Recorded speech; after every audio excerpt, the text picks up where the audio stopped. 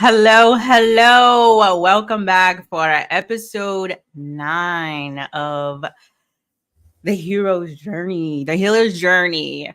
We are navigating self-care and healthcare together. And today I have a special guest with me. Joshua will be helping me host today. We have a wonderful guest that we will be talking to today. Most famous. She's famous around these HQ parts, y'all. She is so loved and appreciated around here. The mother of all mothers. We have Mara joining us today. Yee-hoo! What it do? Hey, Hola, que hay, mi gente. I love it. I love it. Mara, I'm so excited to have this conversation with you. How are you doing? Man, I'm great. Good. Man, and I Good. You can't always say that, but I could say that today, and I'm very grateful. How are you all? We are amazing. I'm feeling good. Blessed for sure. Definitely feeling good. For sure. Okay, so let's hurry up and get into it. Can you give us a little background for those who don't know you and love you? What you do, where you're from, what you got going on? Well, my name is Mara, otherwise known as Maraliz, mother in the HQ realm, mother to my 2 children, Yes. babe to my husband, Miss Okay. Salgado and Miss Salgado to the 21 years of students I had over the years in Chicago public schools. And I'm a life coach. I was a Yeah. Chicago public school teacher and instructional coach for over 20 years. And over Mm. the last 4 or 5, I've been an independent consultant with my own business, Libérate Life Coaching. Libérate means free yourself or get free. And that's what I'm trying to do. Walk people home and and let them walk me home too, back to freedom, where we, right Yes. where we belong. Yes, because we learn from each other, right? It's not just you teaching people about life. It's you also gaining more stories and knowledge from the people you work with. I love that. Absolutely. And we'll drop her information in the chat for those who want to check her out. She's pretty amazing, y'all. She's real good. That's why everybody Definitely loves amazing. her. Everybody freaking loves her. Definitely amazing. She's good. Okay, so let's get into it. How did you get involved with H Cube and what they got going on? Let's talk Yeah. about that question. So in my life coaching work, I was very blessed to be able to work with Delia Perez Solorzano, the founder's wife, who also works Yeah. very closely with HQ. And I met both Delia and Carla that way.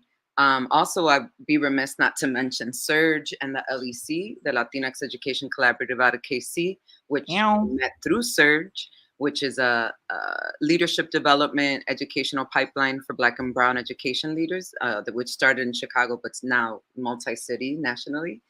And yeah, just through those educator circles, I met Delia, and then healthcare circles through Carla is how I came to you all. Nice. I love it. I love it. I like the networking that you just described that went on there. That was a lot. That's definitely, and it's funny how stuff connect together. So I'm assuming you didn't expect anything to fall in place like that. Walk us through the experience of going through these different tunnels and you ending up here. Can you walk us through what that was like? Yeah, I would say thank you for that question, Josh. I feel like in my former life as a CPS educator and instructional coach, I was very much controlled, like all parts of my day were consumed, first of all. And I don't think I left enough room for God. So in my second career now, I've been just like allowing and surrendering and seeing what's coming and releasing this illusion of control. And of course, God always, or life or whatever, the God of your own understanding, life, source, happenstance will bring to you who needs to be at the table. And, Delia and I talked at length. You mentioned earlier, Alicia, like you don't just teach and pour, you also are receiving back. And that's absolutely the case. So Delia and I would talk a lot together about what the life of educators was like. And she would say, you know, my wife is in healthcare and they face similar and sometimes even worse types of personal traumas and horizontal traumas and infringements upon our time, and you know, just like the state of living that we carry on, this urgency, hyperproductivity, never resting. Mm. It's really making us, it's really burning us out. Like I'm not just a teacher of over 20 years. My parents are teachers. My grandmother was a teacher. Like I come from a line of educators and community workers and activists and builders and people who just elevate us, the usness, right? Mhm. And so just in thinking about like the type of privileges I had, I'm like, I'm educated, I'm bilingual, I'm light skinned, I'm a citizen, Mm. you know, like I'm in a, you know, lower middle class. Like I have some kind of financial sustenance, you know, where like I have privileges. There's intersectional privileges here, even though I've been discriminated against in many ways. I also have a lot of benefits to the way I live, and so I have to Mm. pay back. I have to pay forward. But I started seeing how it was an extreme, you know, like it's like this martyr complex, the savior complex. Like, Yeah. come on, I'll rescue you. Like, I have all these things, and now I have to, like, you forget that you too are your community, that you too deserve love and care and rest and play and pleasure Mhm. and to change your mind if you want to do something different. Like, you almost feel obligated to be, as my decolonial healing teacher says, we forget that we're in service and we think we're in servitude.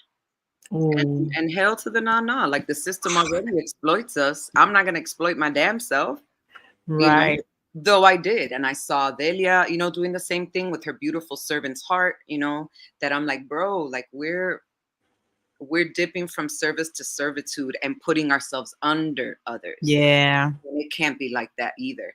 And then of course, Carla, you know, in her work would share with me things going on in her field. And I think the two biggest reasons I thought, you know, I usually work with education leaders, but I would love to come, you know, and work with healing heroic heroes, because y'all really are heroes. First of all, with this idea of you know, I was never like the principal or assistant principal. I've always been like the one who pushed from behind and underneath, you know, just kind of like I had no problem not being the face, but just being the support, the support, the support. And when Carla told me, no, these are not, they're healthcare workers, but there's no doctors or nurses, it's everyone else, right? We have people who transport patients, we have people who are EMTs, we have people who do intake Mhm. in senior facilities or drug rehabilitation counselors, or, you know, any number of different type of work in healthcare, and y'all never get served. You know, you're always serving and overworked, underappreciated, underpaid. And I just identified so much with that, like always being that support and that person with the leader's heart, with the servant heart. And then we slip into that servitude. And then I think the thing that really nailed it for me, like, oh, never mind any imposter syndrome about, well, I can't give a health talk to health workers, they know more than me, what am I gonna know, right? Like, I'm a human, that's how we're similar. Yeah. Yeah. And when I saw that in July I had undergone one of my family members who was like a brother to me had a medical emergency, and he did wind up transitioning to the other side. And when those EMTs and firefighters and police officers got there that were working on him, it just impressive is not the word. I don't even know. I was just floored by the ways that in our space where we were kind of in shock and frozen, you know, either paralyzed with fear or pain or anguish, Mhm. folks just So stepped up, amazing. stood in the gap and handled business. And I was like, damn, like that's a lot to hold. How do you process that? How do you carry that? Seeing that Mhm. trauma over and over and over and over. You either have to make yourself completely stoic and stone faced and not let anything penetrate that heart, or like you must have that heart open to do this work at all. But then what do you do with that? And I Mm. just thought I have to, if there's any way I can help healthcare workers, I will, because they most certainly help us. Yes.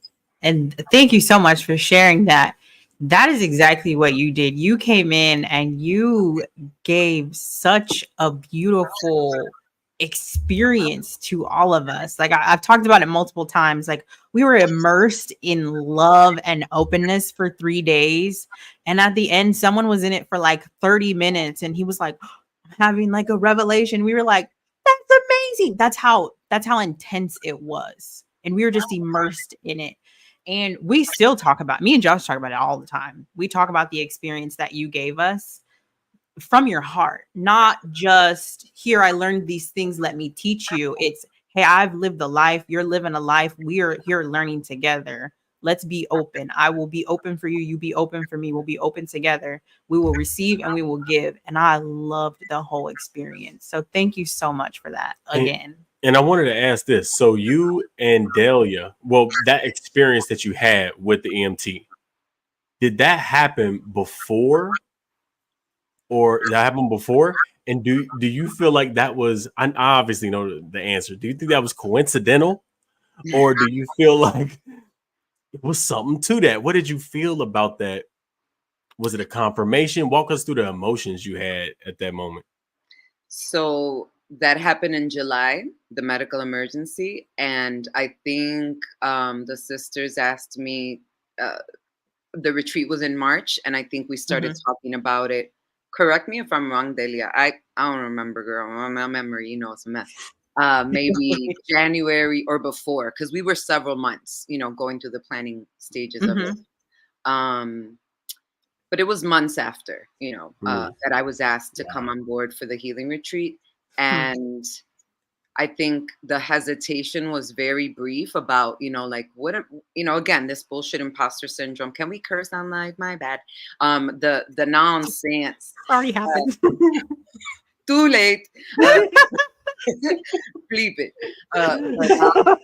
That we believe about ourselves, that we're ill-equipped or we're not enough. Like I certainly had that idea. Like I said earlier, I'm like, I'm not a healthcare professional. What do I know? Yeah. And like I know about pain. I know about horizontal trauma. I know about being overworked and underpaid. I know about having a servant's heart and slipping into servitude instead of service. So I was like, I think it matters less what I think I know, and it matters more what we can learn together. And exactly what you said is how I try to go into it, was like, just love. That's it. Like, what else do you need to do? Everything else will be what it needs to be. Because I also, also when you're like in administrative stuff, you really do fool yourself into thinking you can control something. And you can't. Like, you have to make room for people. So I just it felt like a very divine intervention kind of moment, because at the time I was deep in the depths of grief. And this felt like not only an opportunity to help or support you, it felt like an opportunity that would support me. And sure enough, right, I think I cried 72,486 times. The first time was within 0.17 seconds. And the beautiful part was the way you all received it. I think maybe one of the reasons that it was such a transformative experience is that we were authentic and vulnerable from the outset. Yes. 100%. Yes. And that's all credit to you. You made the space so safe for everyone to be able to even do that. So that's a lot of credit to you. I don't know what it is what went into your planning, but you did it so perfectly. I think it was just the authenticity. When you're authentic, it gives people that room to be exactly who they are. And that is what you are. You are so authentic, and it shows in everything you say, everything you do, the way that you speak to people, the way that you spoke to us and taught us not just what you learned, but from other cultures, and gave credit to cultures. It was beautiful. I want to say it's been really interesting to me to how education and healthcare are so intertwined in what we go through and what we experience. So how did you really plan for the retreat and what you decided to talk about and teach in those 3 days? Yeah, so I ran everything by Delia and Carla, and because they are that couple that have education and healthcare within their home based on their work Yeah. and their lived experience, they were able to kind of give me feedback about what I wanted to present. And Mm, one of the things that I thought, at first I'm like, no, we'll just do, healing practices and exercises that help us embody. We're not in our bodies enough. I didn't want to go too much into theoretical kind of things yep. because, like I said, you said earlier, I don't know if we were on camera or off yet, but just like the getting talked at a lot when you've been working a freaking 14-hour day, not too much is going to get through. So I didn't want to go that route. And at the same time, I knew it was really important to lay the context for what we do, Yeah. because what usually happens to educators, to healthcare workers, to anybody who kind of is in that servant leader role, that they take that on for themselves. I think that, and anybody, not just folks who do the type of work we do. I think Mhm. folks of color is what I'm trying to say.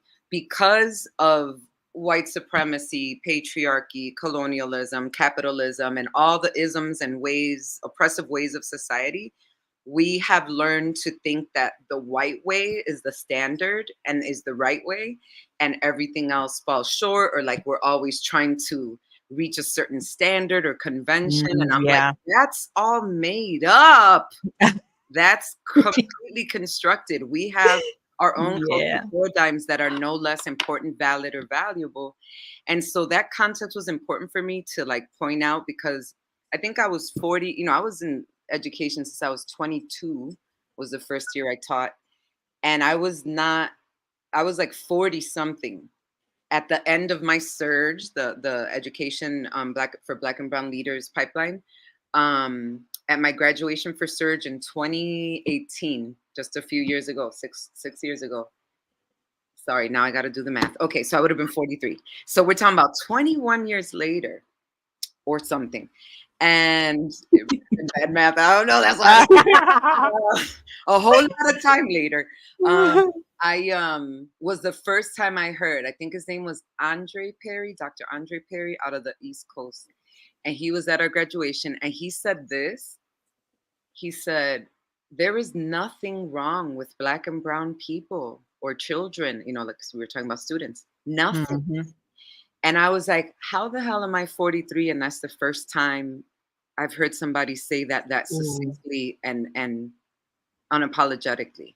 Like, there is freaking nothing wrong with us that healing the injustices of the system would not help, would not support, would not aid, would not change, would not transform, And I'm like, what?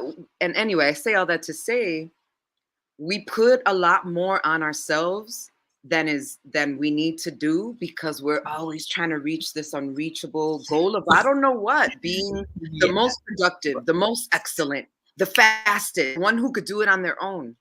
And all that stuff, individualism, hyperproductivity, Yes. timelines of urgency, that's like A to B, go yesterday, like that. That's not of us. That's not for us. That's not helping us. And that's hurting us. I was But gonna say, and that doesn't feel good. no, it's like the unhealth system, like Yeah. all the systems are impacted by these oppressive arcs that I felt like I needed to also share, which is why we did something, it's called like the Rise, it comes out of Oakland, Rise Layers of Oppression and Healing, Mhm. or Trauma and Healing. And yeah, I just remember thinking, I'm not going to get all nerdy and with them, but this is important. Mm-hmm. Because if you don't understand from the baseline that you are worthy Mhm. of rest, pleasure, fun, play, leisure, work that feels affirming, Mm-hmm. then you're not gonna self-care, because you don't even know that yourself deserves that. Yeah. I can hear people thinking, okay, Mata, you were in a servant role as a teacher, working yourself like a dog. And you seem to be more productive now, more helpful now, and doing less of that go, go, go, go, go. And I can hear somebody saying, I would like to do that. How would you recommend somebody make a transition from working so hard to doing what they love and serving and being healed from the service they do? How would a person make that transition? So I need to issue the disclaimer because again, I need to acknowledge intersectional privilege and discrimination and trauma. One of my privileges is that I have a super supportive husband who is now making an income where I don't have to hustle and grind, right? I want to flow and align.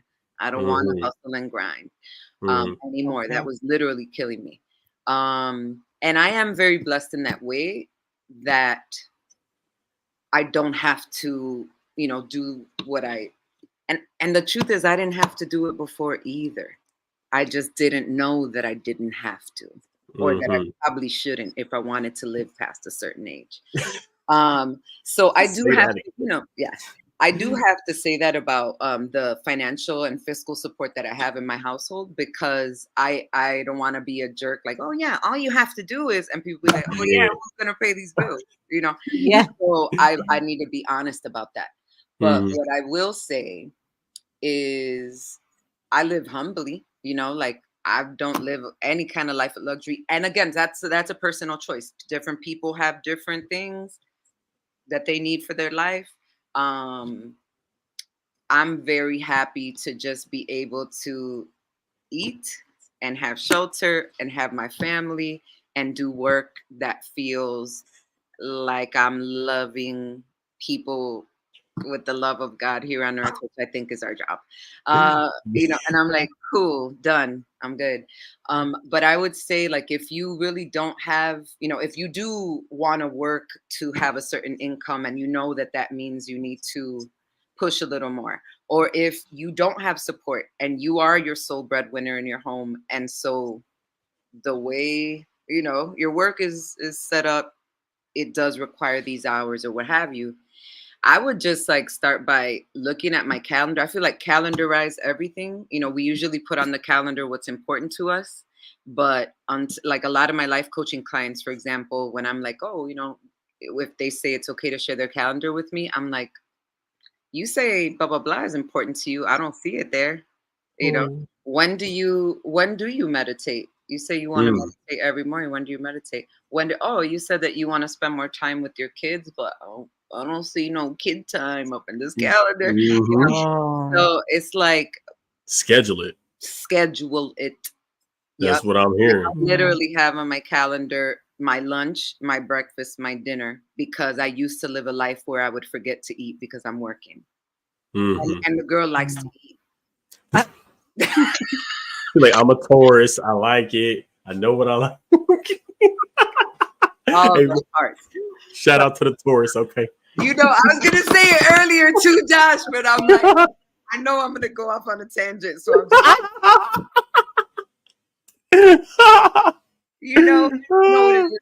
the point I was gonna bring about Tauruses is we get a bad rap for being like materialistic, but I don't experience it that way. I experience it as wanting comfort, that's for sure. Like it doesn't have to be luxury, but I dang well do want to chill. Yeah, I want to feel good. I love that. I love that. Put it in the calendar then. Like you want to get a massage, you want to, walk, take walks, So like, or even that, I would say I try to infuse ways to take care of myself in my work. So let's say I have a client who, like me, is not like a crazy gym head or anything, but likes their movement, their physical activity. Well, because we need it to live, right? To live a healthy life. And so we'll turn a sitting session into a walk and talk. Let's take it to the blah, blah, blah trail, and we'll have session and I'll take notes mentally. And then when I come back, I'll share some with you. But let's walk this.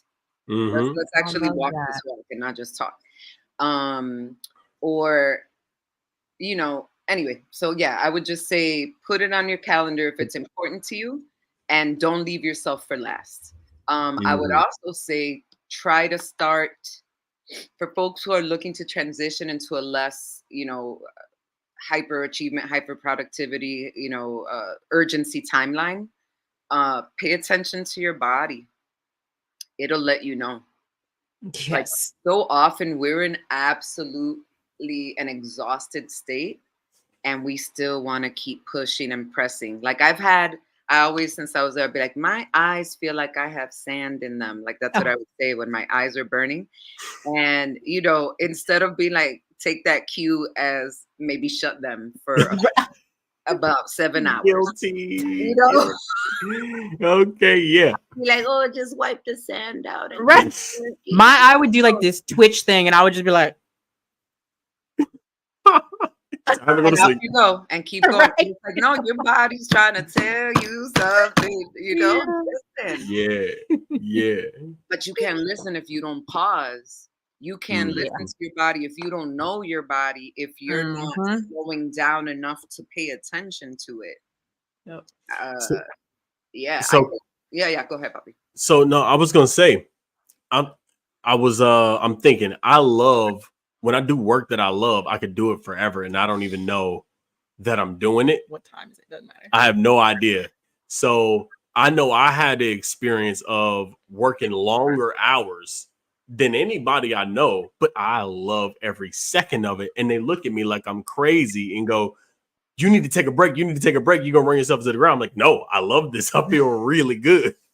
But then there's other times where I've been in spaces in my life where I'm doing a whole bunch of work and I don't like it. I may even be working less hours.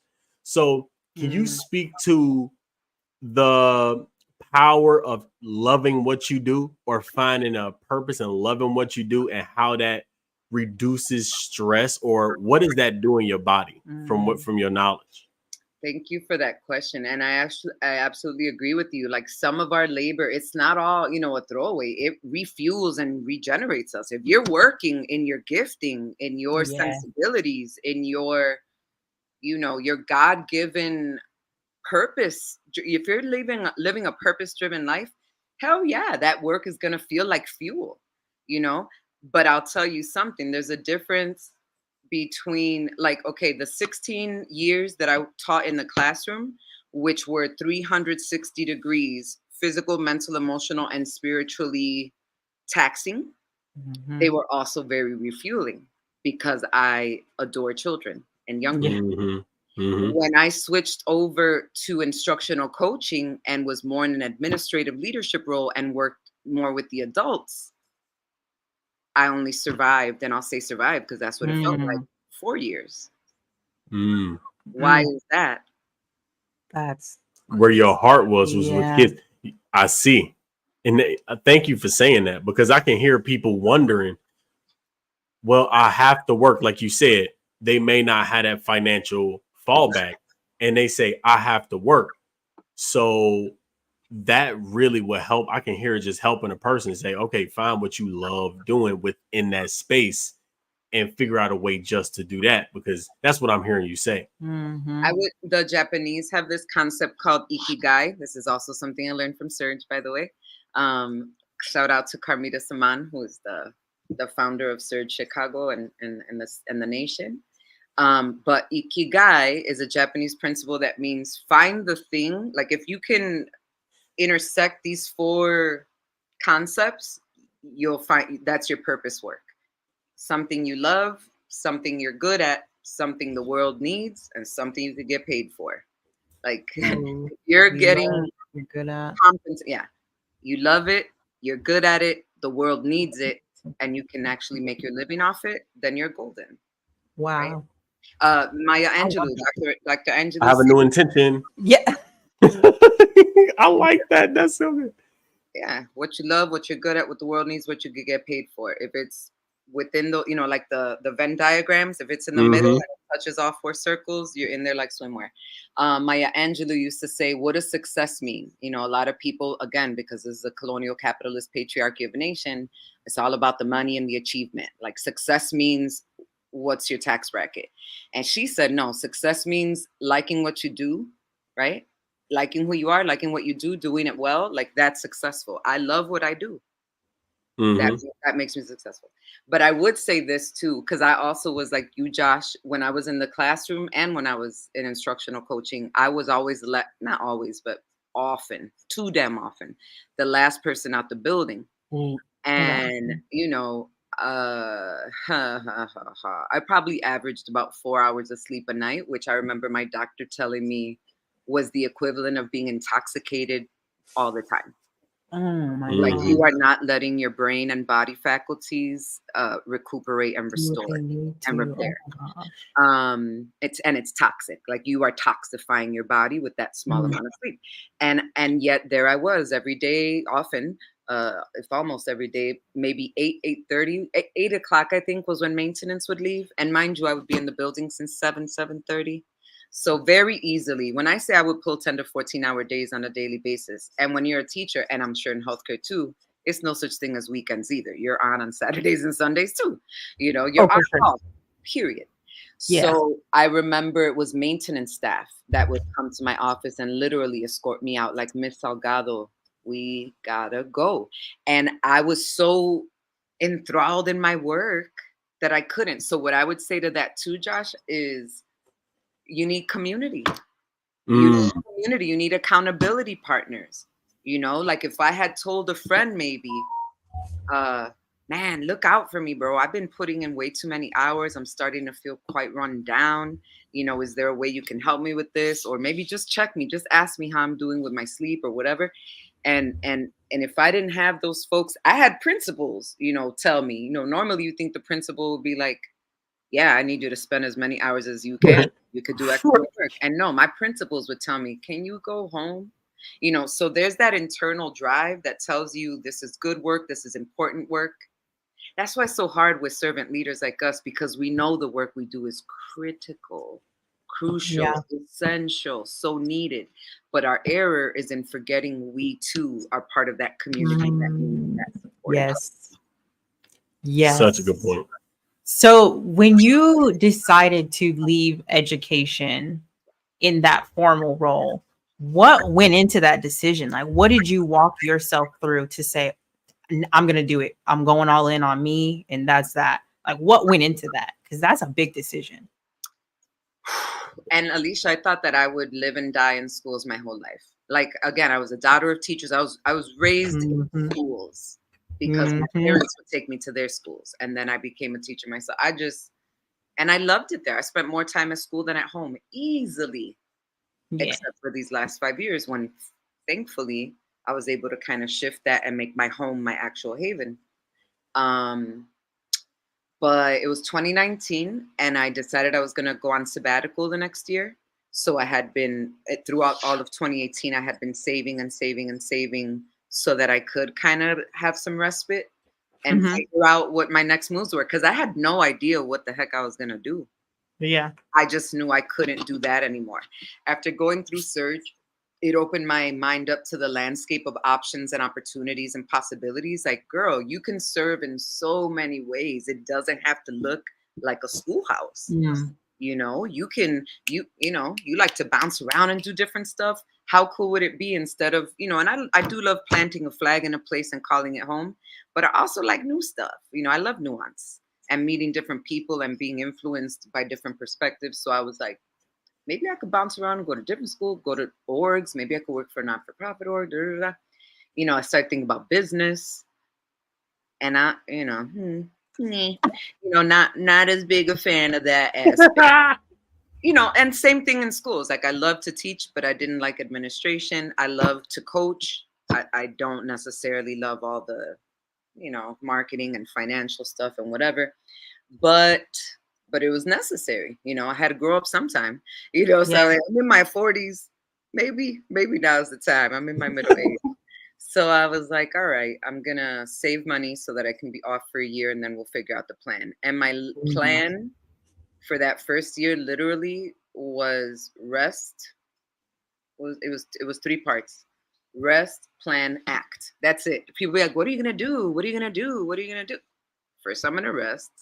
And then I'll plan, whatever. I like that. Yeah, I like that. And then I'll act on that, And it'll come to me. I just saved a lot of room for God. And again, I cannot underscore enough the type of support that my beautiful husband is, because I think I would have done the same thing, you all. But maybe the timeline would have been a little different, a little bit more pressed. And I probably would have taken on more gigs, to support myself. But I love that formula: rest, plan, act. that's it. I think that's And just like a blessing. something I learned from the book Heavy by Kiese Lehman, who also was a speaker at Surge, said, you do not need permission to revise your plan. Like, just remember that about all of life. You do not need permission to revise your plan. And so me having that foundation that he laid there in me, I was like, I'm going to give myself the freedom to plan as it comes and not worry about revising it if I need to. I think we're very much taught on this linear timeline, A to B, this, westernized construct of time, like, you do this, and then you go to school, and then you get this job, and then you get married, and then you get a house, and then you get you have 2.5 kids and a dog, and I never understood why people say that. I'm trying to do fancy man. But like, I just felt like, I could do whatever I want. How's that? Exactly that. Yes. Okay, I'm going to ask a selfish question. Every single time you have mentioned some transition or something you did, you are talking about counselors. And I know it's this quote that says, success comes with a multitude of counselors. And that is what I keep hearing and keep bringing in my mind when you speak, because every single moment is filled with a counselor or somebody who was there, who helped you to do what you wanted to do anyways. What role did they play in your life? And who were some of the most influential counselors in your life?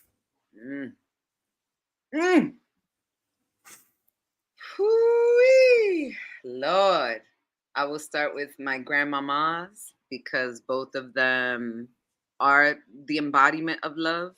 And it's why I was able to, come to a different city with a group of different people in a different sector of work that I had never done before. I was like, I'm just gonna love y'all and it's gonna work. And it did, it's because they taught me that first. Man. And what's coming to me now, especially with this whole idea of decolonizing my brain and just like, stop exploiting yourself. You acting just like the colonizers. You're treating yourself like a machine. Wow. Was Dr. Rocio Rosales Mesa. And honestly, I don't even know her personally. She's out of San Diego, California, but we met virtually during the COVID, the whole life, when life did what it did during the pandemics, the dual pandemics, right? So the George Floyd racial reckoning of 2020 and the pandemic of COVID, like, everything became remote. And that was an interesting way to create community. But it was amazing to me how her words and spirit really penetrated through the screen, even from California, because she would talk a lot about the intersection between like political, systemic, decolonial work and spiritual work. And I think that our spirit is taking out a lot of the work we do, again, through Western paradigms of separation of church and state, all the stuff. And I'm like, no, I think, we're disembodying ourselves. It's like we're just from the head up, and we need to be fully embodied and fully in our spirit. And she really taught me that a lot. Like, she's like, if you forget your spirit, you guarantee you're going to burn out again. You need to be able to hear that. So she was just a very powerful counselor. This concept of we're here to serve, not to be in servitude. We're here to care, not to carry. Respect people's sovereignty. Come on. We're here. You got to care. Caring and carrying is two different things. And I think in your work and in my work, we really do think it's our job to carry people. And sometimes it is. And thank God sometimes people have carried me. But we got to learn how to visit people's lives and not live in them and pack up and pack out. Like, Like, yes, Yes. we are collective. Yes, we are community. Yes, it's our job to help take care of each other. But also, you take care of you for me, and I'll take care of me for you. For How about you. that one? How about we Yes. interweave these? So those concepts of like remembering spirit, taking care of yourself, you know, and you show up better in community that way when your needs are fulfilled. Otherwise, you start building resentment. Mm-hmm. Mm-hmm. I hope everybody is taking notes on this because I am taking notes. I'm getting game from you, Mara, as usual. Yes, literally. As And usual. I appreciate your question, Josh, because none of us, you know, I'm not saying we don't have our own personal endemic wisdom. Of course we do. We're each endowed with the, you know, we're like drops in the ocean, right? Like if God is the ocean, each of us is a drop, but each of us is imbued with the characteristics of creator, right? Yes. So like I'm not saying we don't have original ideas or our own endemic wisdom. We do. But we ain't getting out of this mess alone. Like there's no healing. I've healed in many ways in these last 5 years when I left the system and created my own space. And I've done forest bathing, you know, just like I just go to the forest and I don't mean bathing like I jump in the water and skinny dip, but like just like allow the forest to bathe me. You know, I've had a lot of solo spiritual moments, but never, ever, ever is the healing like it is when we are in community. Mm-hmm. So Right. these counselors and mentors and other voices in our lives, paramount. You know, and anything and that's the funny part. You're like, oh, Mother Amara, and she's dope and she's the shit. She's an amalgamation of all the love from my grandmothers when I was born to Dr. Mesa, which is recent in my life, you know, and everything in between. Yeah, I think I posted something around January, around the new year, that says something like, I do nothing alone. My whole life is a collaboration. Yes. Yes. I like what you said about live in spirit. We forget that. It's not even forget it. We just aren't taught it. We don't learn that until we go through things where living in spirit is all you have. Right. And so you're saying that community is so important. That's what made the healing circle so important when you were teaching us and in those 3 days. Because we are spirit, and to gather around like that and really bring in the ancestry of everyone and all the cultures, that is what made it so powerful. So thank you for saying that, because I think that is something that people miss a lot of the time. Live in spirit, because you'll go so much further. You'll feel good. You'll be in alignment more often than not, and it'll just carry you. It'll carry you further for sure. Well, we didn't even do, I'm sorry, Josh, I was just going to drop in that we didn't even do one, maybe even two of the segments I had planned for, because our healing circle took up the time, and no coincidences again, right? Like, you know, and somebody, I don't know who asked me, like, oh, maybe Deli or Carla were like, oh, I'm sorry you didn't get to do blah, blah, blah. And I'm like, who the hell am I to get in the way? You think I'm going to stop this? Yeah. Because that's what you all needed to express and release. And that was the point, not my plan. Again, with this illusion of control. Those plans, you know? yep. We just, you know, Sherry Hall, who, Big powerful lady. oh my God, super powerful. My goodness. She said, you know, what was good was that you set up, you know, you set us up, you gave us context, you gave us some parameters and protocols, and then released it. You let it breathe and let it do what it do. And that's why it worked. And I'm going to take that with me forever. Like, again, like sometimes we like to plan to the last moment, and well, in my field, in yours, probably not, you know, because it's hard to plan for healthcare, but just this idea of let it breathe, let it go, and let God do. So we can't go wrong that way. Yeah. I can see now community is one side of the picture, but you also said that you had to take some time to yourself. And I know along the spiritual journey, it's always a section, or seems to Mhm. habitually be a section where you go off alone, Mhm. where people can't help you. So I'm Because they curious, literally what can't. they can't. They can't. So what was that moment for you? Can you take us back there? To the dark night of the soul. Yeah, yeah. I've That's what had it a is. few. I just turned 49 a couple weeks ago, so I've had a couple. Uh, Honestly, usually by my own, my own actions, Yeah. that choices, which I regret none. Uh, but you f around, you're gonna find out, and I said Yeah. times, you know. Essentially. um, Literally, the time in March when I came to you all was the darkest, most painful grief I had ever Mm. experienced in my 40 at the time 48 years.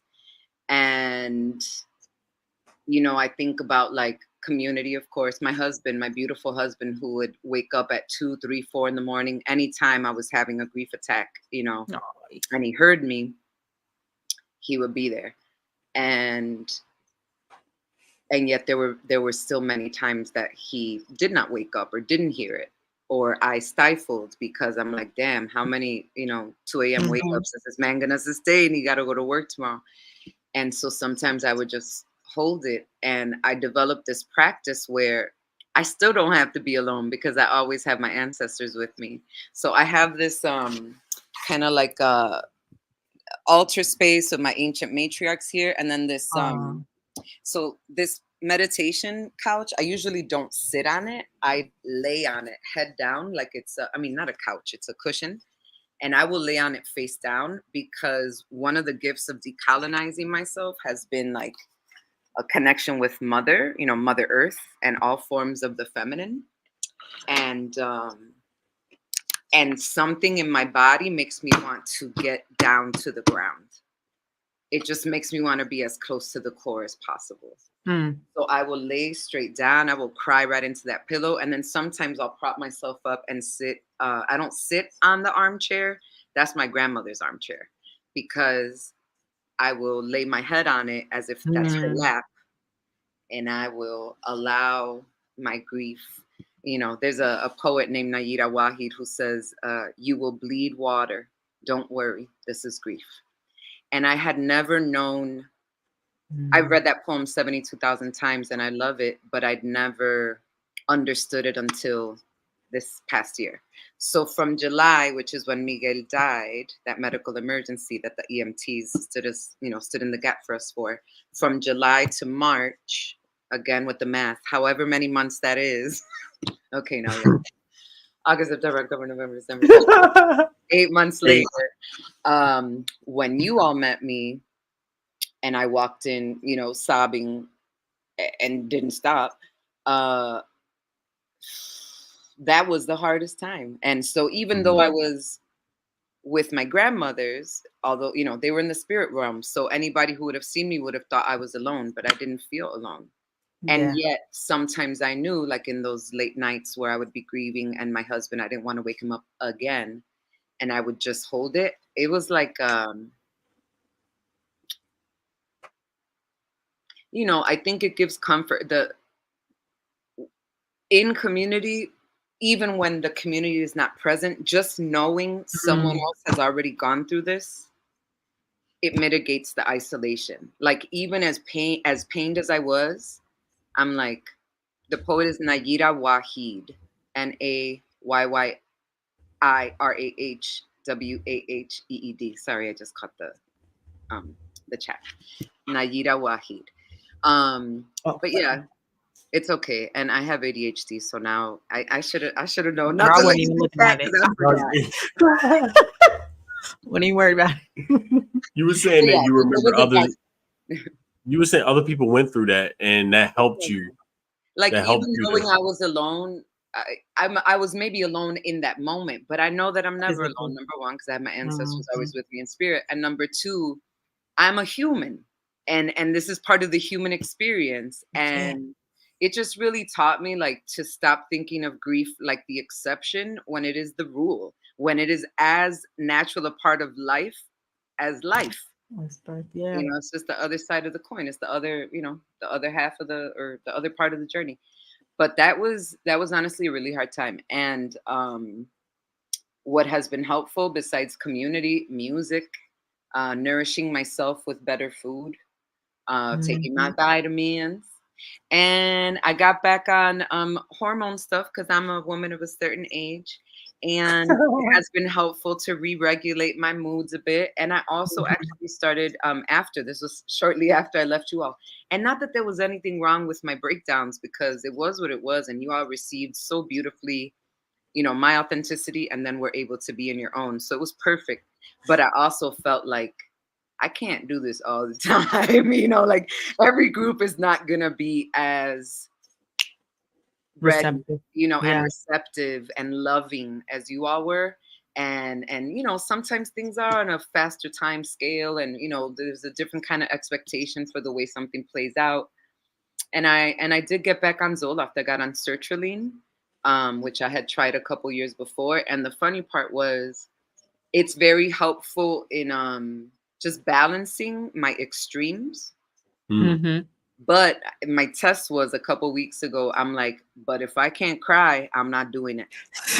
I was like, I'm getting right the hell back off, because my bestie was like, I feel like I haven't, but she takes a much higher dosage than I do. She's like, I feel like I haven't been able to cry in a long time. And I was like, no, I refuse. Get your doctor on the phone now. I want to talk to him.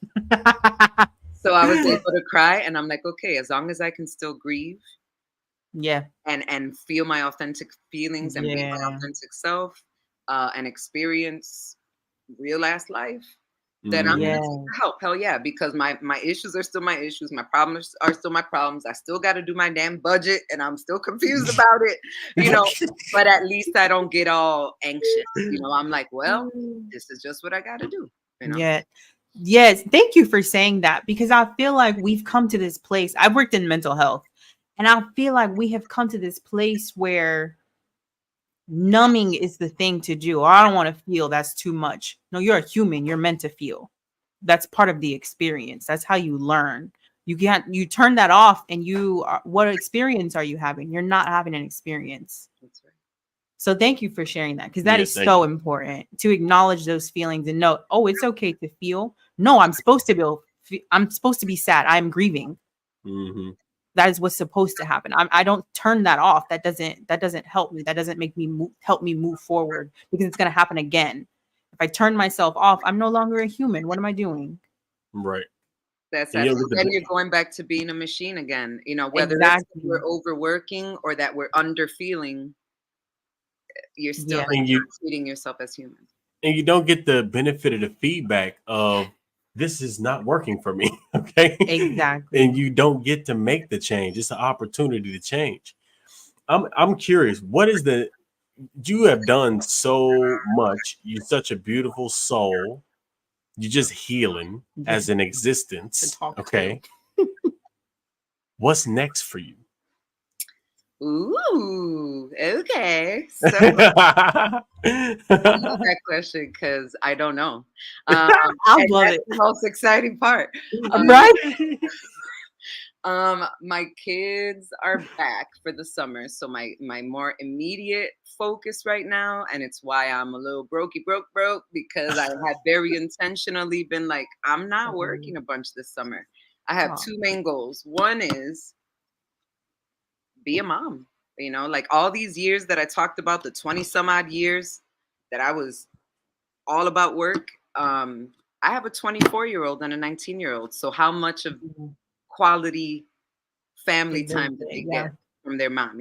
And even though I worked at the school they went to, because that was my way of trying to keep it all, together, they still didn't, they got me when I was a workaholic, alcoholic kind of mess.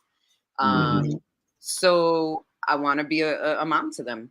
And the second thing I've got to work on while I'm kind of in a lull with other, bigger projects with work is I'm finishing a book. I'm co-writing with a friend of mine, also Puerto Rican therapist named Dorian Ortega here in Chicago as well. And so we got the radical therapy, Fly Radical Therapy with Dorian. First Love Yourself, Fly. radical therapy. And then you got Libérate life coaching with the liberatory life coach Maraliz Salgado. And together we're creating this, and it's not a book. It's like a journal workbook, like something that we could probably use with the heroes or with anybody, just like for prompts for discussion or prompts for personal journaling or however folks want to use it. But it's called Fly Libre because Fly is her practice, first love yourself, and Libre is a hint at my practice, which is liberatory life coaching. And then Libre is an acronym, LIBRE, for how do we access healing and liberation through a liberatory mindset, right? Understanding this is systemic, ain't nothing wrong with you. Integration, remembering our spirit, Leisha, right? Like, do not leave your spirit out of it, right? Do not dehumanize yourself. So mind, heart, body, spirit integration.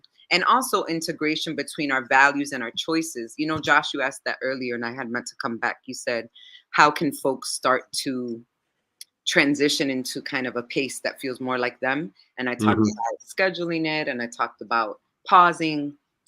But also, you got to know who you are. And I don't know that we know who the hell we are. I think, you know, we are so constructed by our families and our community and our society that we don't really know who we are.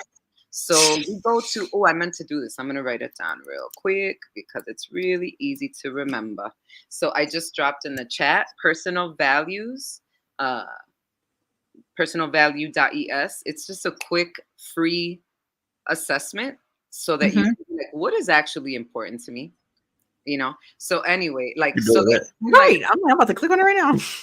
Do it for like, it probably take 10 minutes and you come up with 4 or 5, it's like a tournament of different values. So is this more important than this to you? And then by the end, you don't even need a whole specific ass life plan. I can do strategic planning with folks, but for me, it's like, what's the theme of your life? Like, if you could just keep coming back to, no, family is important, health is important, you know, financial stability and whatever. Like whatever people, their top values are, just keep pivoting toward that and you'll be just fine. And then do it, you know, a couple times in the year because we change too, right? Core values tend to stay the same, but also we do evolve. So in any case, that integration is not just mind, heart, body, spirit. It's also like, are my values and choices integrated? Am I living in the way, like, whose life is this? Whose life is this? That I want, right? The B is for belonging. I love that. Yeah. The B is for belonging and Libre. So liberatory mindset, integration. B is belonging, of course, community. We've talked about that over and over because can't do none without it. The R is for radical responsibility. So like, yes, liberatory mindset, it's a systemic thing. There's nothing wrong with you. Howsoever, what are your choices looking like? Are you taking radical responsibility for your life? Like, nobody was forcing bottles of wine down my throat. Like, these were choices I was making. So we have to also canvas and take inventory of that. And then the E in Libre is for embodiment. And it's just like, are we just going to theorize and talk about it? Or are we going to get present and live it in the actual body we're living in this lifetime? So that's like that emotional regulation that needs to happen in us. So when we show up in community, we're not popping off. See, the camera only follows him, so I'm too small, I guess. It's trying to give me a sign. Okay. Are you centered, or is it because you're moving it, Alicia? No, the camera follows whoever's in front of it, but it only ever catches Josh. So it never. Maybe it's voice control. Right. Exactly. Oh my God. Amara, thank you so much. Thank you so much for this conversation. Before we go, I have one more question. It went right back to you. I'm talking and it went to him. That's crazy. Thank you. So one more thing before we go. If to those listening, what is one thing you would leave with someone? If you could tell somebody anything and one thing, what would that thing be to close this out? I wrote this down, so I want to look at that. This just slowly goes back to you. Stop moving. I said it all. Honestly, I'll just repeat it. This Western society has brainwashed us into thinking that work is everything, but that's a big fat lie. Your work is important. Your work is valuable, your work is needed, and so are you. Don't forget to count yourself in the liberation you want for your community. You too are your community. You are worthy of love, care, compassion, forgiveness, rest, play, pleasure, all the things. And it ain't liberation without you. We need you. We need you whole and well and healed and free. Yes, absolutely. Thank you. Thank you Thank you. so Thank you. much. Everybody watching, please check out Mara. She is amazing. Even if you just reach out to have a conversation, she's such a healing spirit. It's I'm honored to know you. And let me do a little recap. So you went over need community and accountability as one of the number one things. Rest, plan, act. Take some rest for yourself. You do not need permission to revise your plan.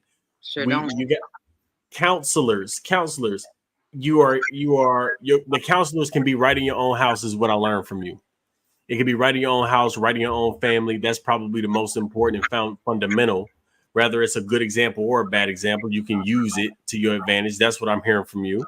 And learn how to visit people's lives, not stay all in it. That one.